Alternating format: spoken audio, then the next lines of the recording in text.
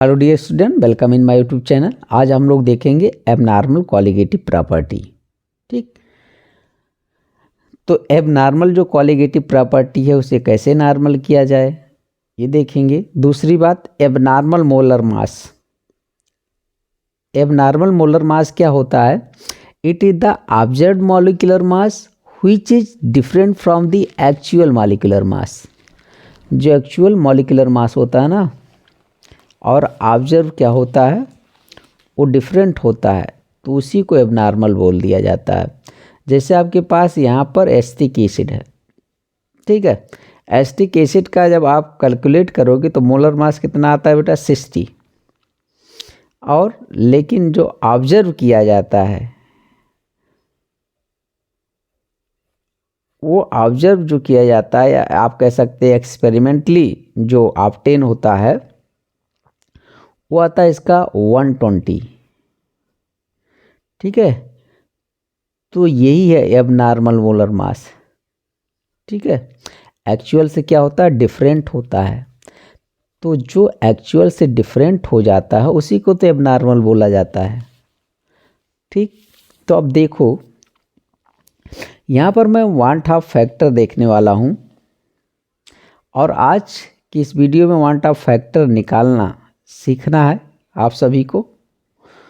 तो आई क्या बताता है? Tells about relationship between normal क्वालिगेटिव properties and abnormal क्वालिगेटिव properties. ठीक, अच्छा, ये नॉर्मल और एबनॉर्मल के बीच क्या बताएगा? रिलेशन बताएगा। आई कैसे निकालेंगे, ये मेन बात है। तो यहाँ पर इस फार्मूले को देखिए, और बोर्ड लेवल तक तो यहीं से काम चल जाएगा, आपको आई पता चल जाएगा। तो आई बराबर क्या होता है? Number of particle after dissociation और association upon number of particle before dissociation और एसोसिएशन। ये फार्मूला आप लर्न करिए। अच्छा, ये जब करने पर इफ़ आई इक्वल टू 1 आता है, आई की वैल्यू क्या आती है? 1 आती है, तो ये क्या बोला जाता है? नाइदर डिसोसिएशन नार एसोसिएशन। ना तो डिसोसिएशन होता है, ना ही एसोसिएशन होता है। तो इसके एग्जाम्पल क्या हैं? ग्लूकोज, यूरिया, शुगर, ये सब हैं। ये तो ना डिसोसिएट होते हैं और ना ही एसोसिएट होते हैं। अच्छा, if I is greater than 1, तो क्या हो जाएगा? डिसोसिएशन जब होता है तब आई की वैल्यू 1 से अधिक होती है। जैसे NaCl है, KCl है, BaCl2 है। अच्छा, Na को तोड़ोगे तो Na प्लस Cl माइनस में टूटेगा ना, ठीक है। तब इस केस में क्या आ जाएगा? आई की वैल्यू 1 से अधिक आएगा। दूसरा हम लोग देखते हैं, if I is less than 1, तो एसोसिएशन होता है। जब एसोसिएशन होगा तो आई की वैल्यू क्या हो जाएगा? 1 से कम हो जाएगा। ठीक, तो वो क्या है? Example, acetic acid and benzoic acid in benzene. Acetic acid, benzoic acid क्या होते हैं? एसोसिएट हो जाते हैं।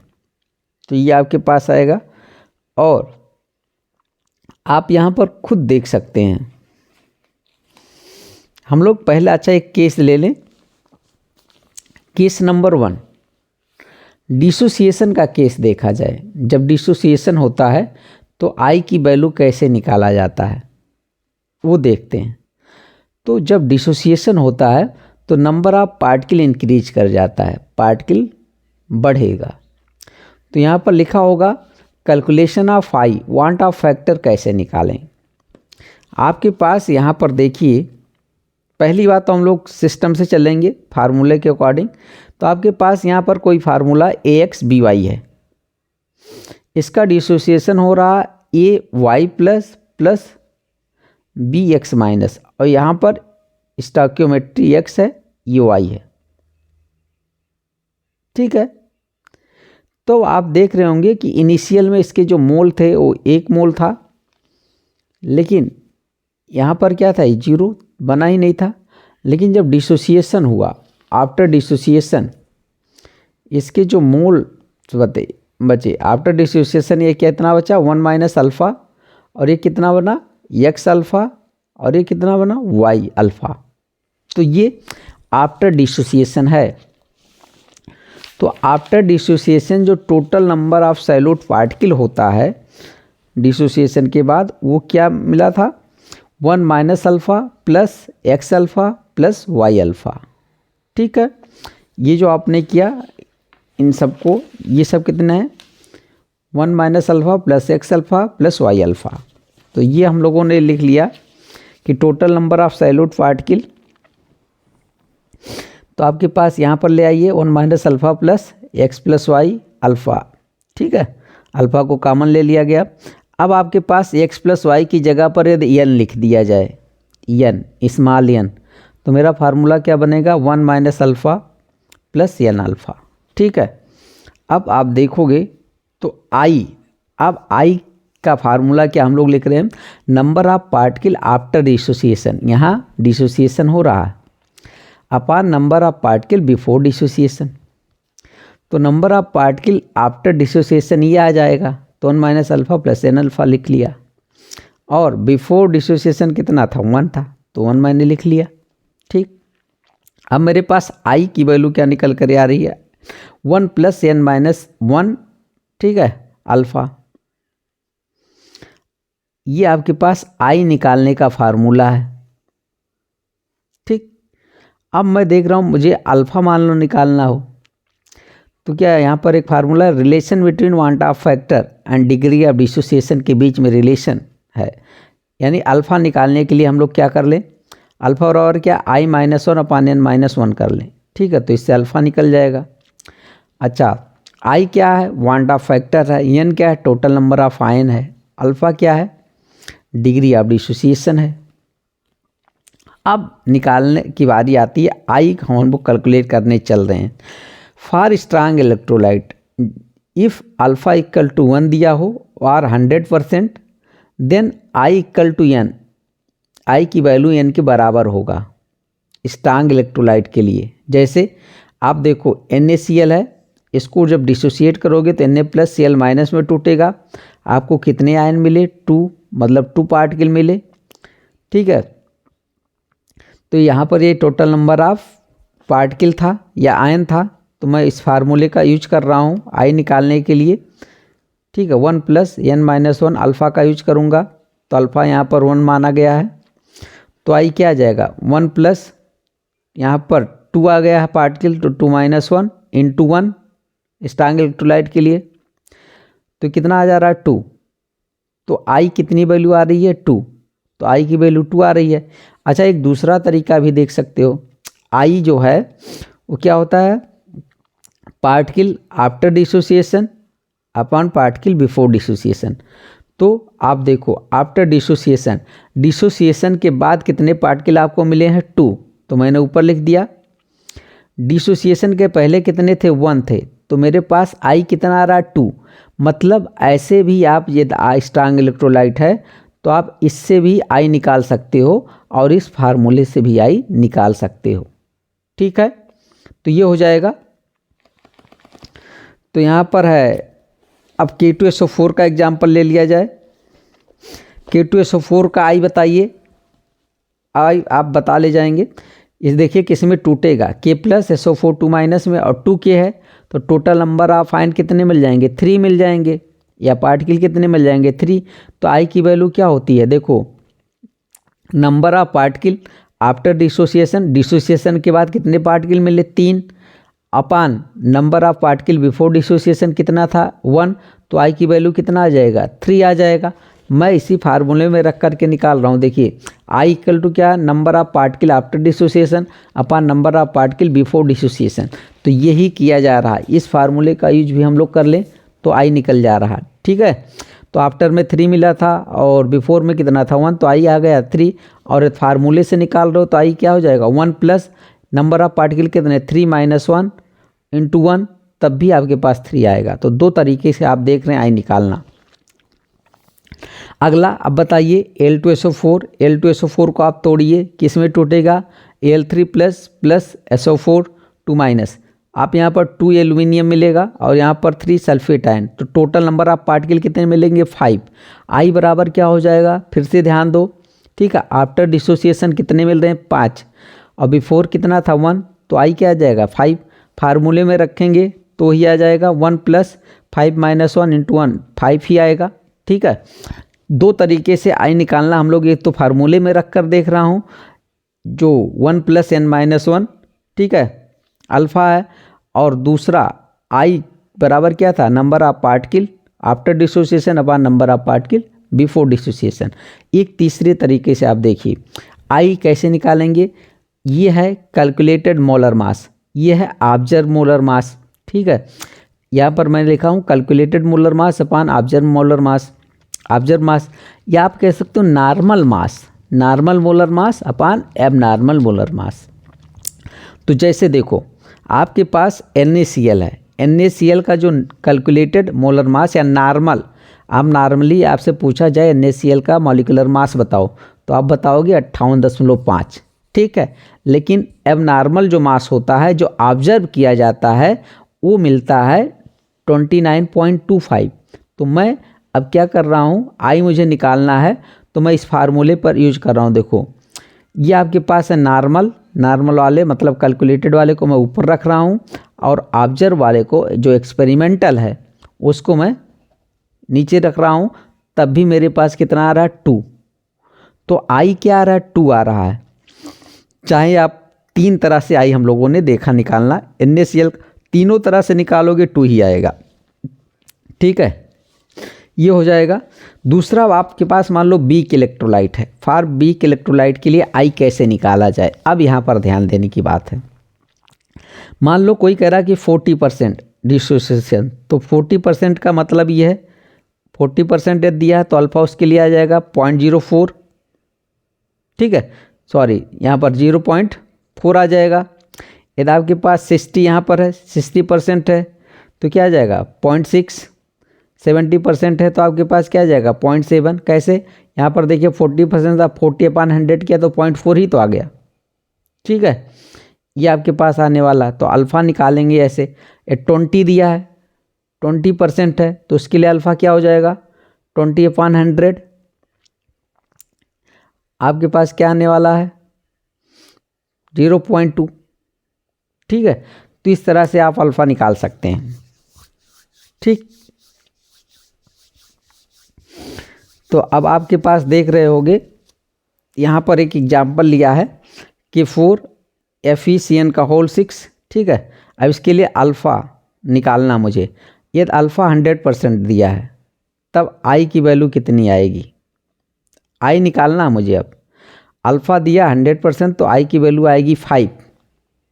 कैसे, अब इसको जब तोड़ेंगे ना, डिजॉल्व करोगे तो एक K+ 4K+ और ये FeCN6 यहाँ पर 4- में टूटेगा तो नंबर ऑफ पार्टिकल कितने होंगे आपके पास, 4 यहाँ से वो यहाँ 5 हो जाएंगे, तो आप 5/1 करोगे तब आई आ जाएगा 5।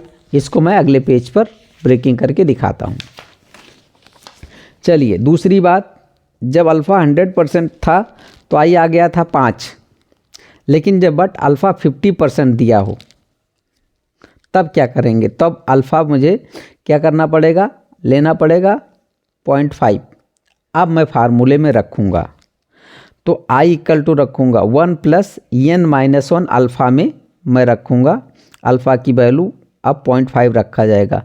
तो 1 + ये 5 - 1, 5 मतलब कितना है, ये 5 है। देखिए जब K4FeCN6 को डिजॉल्व किया गया तो किस में टूटा, आपके पास 4K+ और FeCN6 4-, तो ये 5 आयन मिल रहे हैं, 5 आयन मैं इसी को लिख रहा हूँ इसकी जगह पर, नंबर ऑफ पार्टिकल। ठीक है, तो वो ये 5 - 1 × 0.5, तो आपके पास यह क्या हो जाएगा 1 + 4.4 × 0.5, तो आपके पास ये क्या आने वाला है 3 आ जाएगा। अब आई की वैल्यू यहाँ पर आ रही है 3। ठीक, चलिए ये तो था डिसोसिएशन का केस। अब हम लोग देखते हैं एसोसिएशन का केस। एसोसिएशन का जो केस आपके पास है, एसोसिएशन ऑफ सैल्यूट, जब सैल्यूट एसोसिएट होगा तो फिर आपके पास वहाँ नंबर ऑफ पार्टिकल डिक्रीज करेंगे, नंबर ऑफ पार्टिकल क्या करेंगे, डिक्रीज करेंगे। तो अब देखो कैसे, यहाँ पर आपके पास एसिटिक एसिड है, ठीक, ये बेंजीन सॉल्वेंट में डाला जाता है तो डाइमराइज हो जाता है, मतलब दो मिलकर के एक बनाते हैं। और इसके बीच यहाँ पर हाइड्रोजन बॉन्डिंग दिखाया गया है। अब आई की वैल्यू 1 से कम होगा फॉर एसोसिएशन। तो हमारे पास कोई देखिए यहाँ पर कैलकुलेशन ऑफ आई कैसे निकाला जाए। यदि Na है, ये डाइमराइज होकर के क्या बनाता है, मतलब ये, और यहाँ पर क्या है An ऐसा बनाता है। यहाँ पर N की वैल्यू क्या होती है 2 आर मोर देन 2, ये होनी चाहिए। इनिशियल जो था आपके पास ये 1 था, तब ये आपके पास प्रोडक्ट वाला 0 था। आफ्टर डिसोसिएशन आपके पास क्या बचा, ये 1 माइनस अल्फ़ा, और ये क्या बचा अल्फ़ा बाई एन। ये अल्फ़ा बाई एन, ये आप ध्यान दीजिएगा कि अल्फ़ा बाई एन कैसे आया। तो कैसे आया उसको देख लो, यहाँ पर देख सकते हैं आप थोड़ा सा। Na से आपके पास यहाँ पर एक्टिव मास An मिल रहा था। देखो इसका n मान लो इसका 1 देता है, इसका n मोल, इसका 1 मोल देगा, तो इसका 1 कितना देगा 1/n देगा। तो इसका अल्फ़ा कितना देगा 1/n इंटू अल्फ़ा, मतलब अल्फ़ा बाई n। ठीक है, तो total number of solute particle आपको क्या मिलने वाले हैं 1 minus alpha plus alpha by n, ये आप लिखेंगे। अब फार्मूला आई निकालने के लिए हमारे पास आता है number of particle after association. अब यहाँ पर एसोसिएट हो रहे हैं ना, जुड़ रहे हैं, तो यहाँ पर एसोसिएशन होगा upon number of particle before association, ये आपके पास आ जाएगा। अब आई यहाँ पर क्या आ रहा है, तो आपके पास आफ्टर एसोसिएशन में क्या मिला था 1 minus alpha plus alpha by n मैंने लिख लिया, और number of particle before dissociation कितना था 1, ऐसे लिख लिया। तो मेरे पास आई निकालने के लिए ये फार्मूला आ जाएगा, इसको रिमेंबर करिए। यहाँ पर अल्फ़ा क्या है डिग्री ऑफ एसोसिएशन है, एन क्या है number of solute particle which are associated. If alpha यहाँ पर ले लिया जाए 100% R1, या फिर अल्फ़ा इज नॉट स्पेसिफाइड, तो फिर आई कैसे निकालेंगे। तो आई आप निकालेंगे आई इक्वल टू 1/n से। एन क्या है number of particle which are associated. ठीक है, तो आपके पास आई निकालने के लिए इस फार्मूले का यूज करेंगे। अब आपके पास यहाँ पर देख रहे होंगे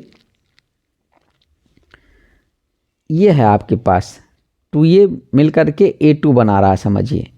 ठीक है, तो अब कितने नंबर ऑफ सैल्यूट पार्टिकल कितने एसोसिएट हो रहे हैं 2, तो मैं यहाँ पर लिखूँगा I बराबर 1/2। एन क्या है number of particle which are associated, associate होने जो जा रहे हैं, तो 2 जा रहे हैं तो 1/2, तो क्या आ जाएगा 0.5, इसके लिए आई आ जाएगा। तो एसोसिएशन के केस में आई की वैल्यू क्या होती है 1 से कम होती है। आप ऐसे इसमें देख लेंगे ये 3 सैल्यूट पार्टिकल एसोसिएशन के लिए जा रहे हैं, तब आई क्या हो जाएगा 1/3। ठीक, अच्छा इसी को आप दूसरी तरह से देख लो। आपके पास आई निकालने के लिए कैलकुलेटेड मास मतलब नॉर्मल मास अपॉन एबनॉर्मल मास लिखेंगे।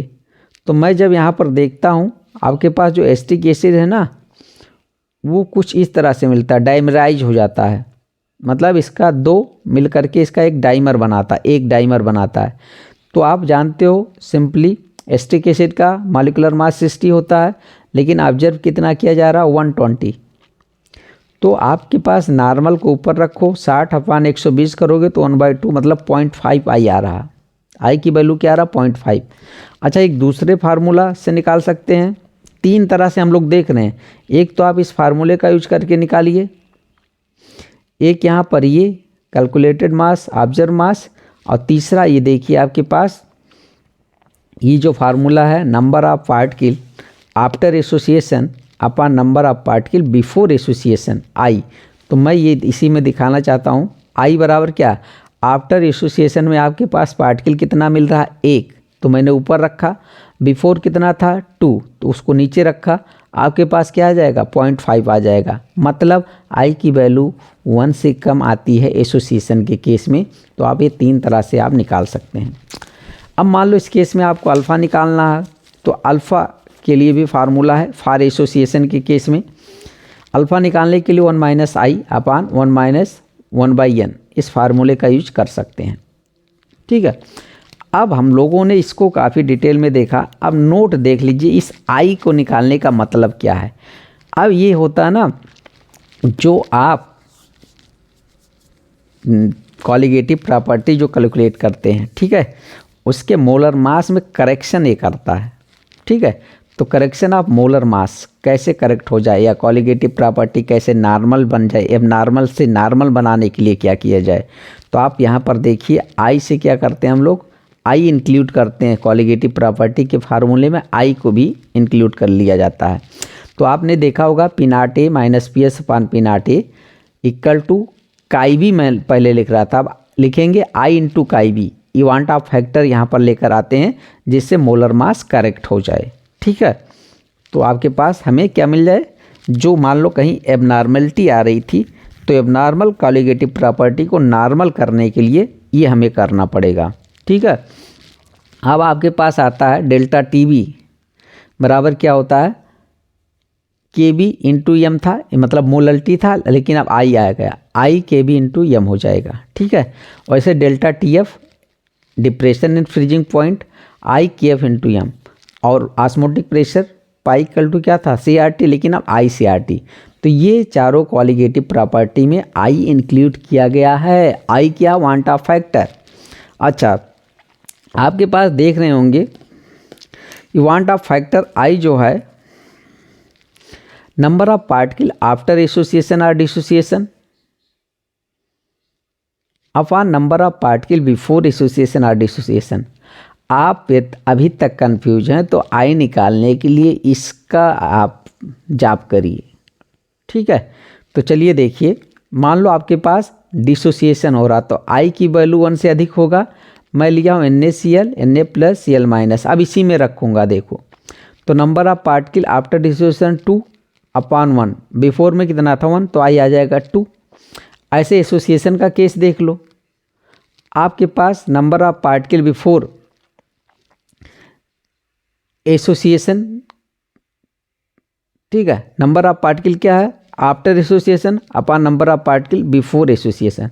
तो आफ्टर कितना मिल रहा 1 और बिफोर कितना था 2, तो आ जाएगा 1/2, मतलब 0.5 आ जाएगा इस केस में।